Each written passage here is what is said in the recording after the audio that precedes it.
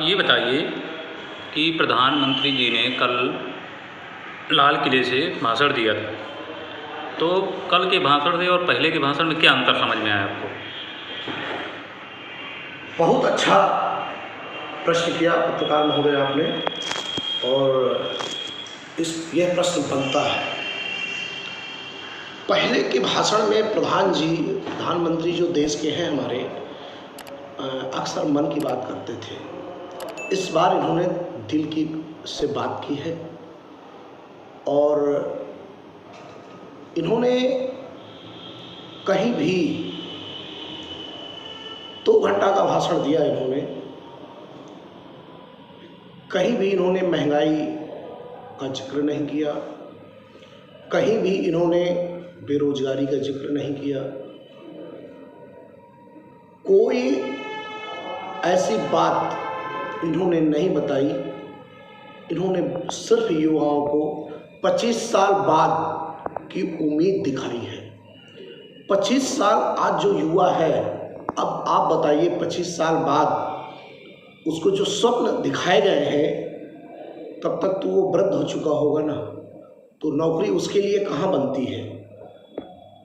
तो ये कह दिया जाए कि पहले के भाषणों में प्रधानमंत्री जी मन की बात करते थे, इस बार उन्होंने सच बोल दिया है और अपनी सच्चाई बता दी है कि जो हमारे देश की आर्थिक स्थिति है, जहाँ तक हम काम करके पहुँचे हैं, उसके लिए अभी 25 वर्ष और लगेंगे। अब देश के नागरिकों को, युवाओं को समझना चाहिए कि अगर प्रधानमंत्री जी ने इस बार दिल की बात करी है, तो गहराई से देश की जनता को उनके दिल की बात को सुनना चाहिए।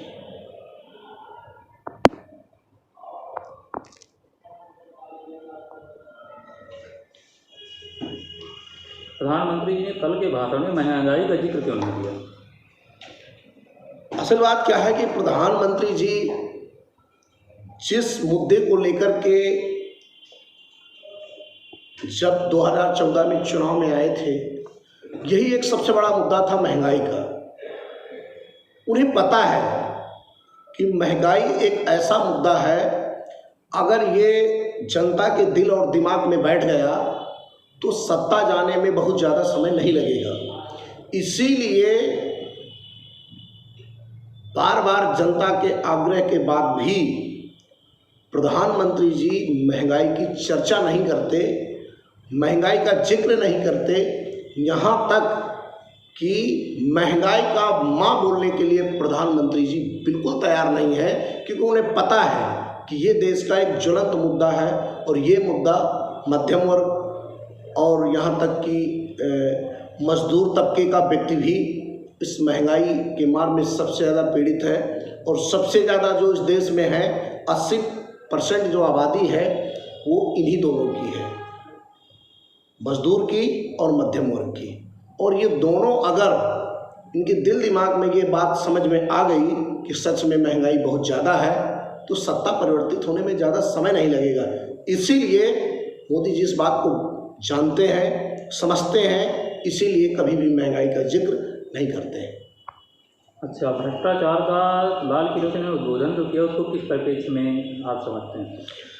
बहुत अच्छा प्रश्न किया आपने। भ्रष्टाचार की प्रधानमंत्री जी चर्चा तो करते हैं, परंतु भ्रष्टाचार ना हो इसके लिए कभी भी कोई परिकल्पना स्टार्ट नहीं किया है।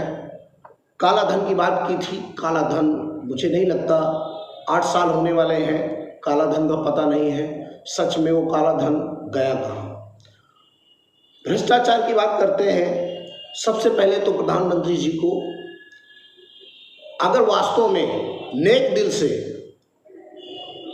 भ्रष्टाचार को समाप्त करने की सोच है, तो उन्हें सबसे पहले पीएफ केयर फंड कितना कहाँ से आया, कहाँ कहाँ किन किन मदों में खर्चा हुआ है, पूरे देश की जनता के सामने उन्हें हिसाब देना चाहिए, एक एक पाई पाई का हिसाब देना चाहिए। तब इस बात को जनता और जो आम नागरिक है इस बात को एहसास कर पाएगा कि नहीं, हमारा पीएम अगर भ्रष्टाचार की बात करता है तो उसको खुद पहले अपने ऊपर अमल करके दिखा रहे हैं। अभी तो सिर्फ ये एक कोरी कापी जैसा शब्द है, इस्तेमाल तो खूब किया गया है परंतु कहीं भी अपने ऊपर इसका इस्तेमाल नहीं किया गया। अगर सच में देश के प्रति गंभीर हैं और भ्रष्टाचार का लाल किले के उस पवित्र स्थान से अगर उन्होंने नाम लिया है तो सबसे पहले उन्हें अपने केयर फंड का, पीएम जो केयर फंड होता है उसका पाई पाई का हिसाब पूरे देश को देना चाहिए।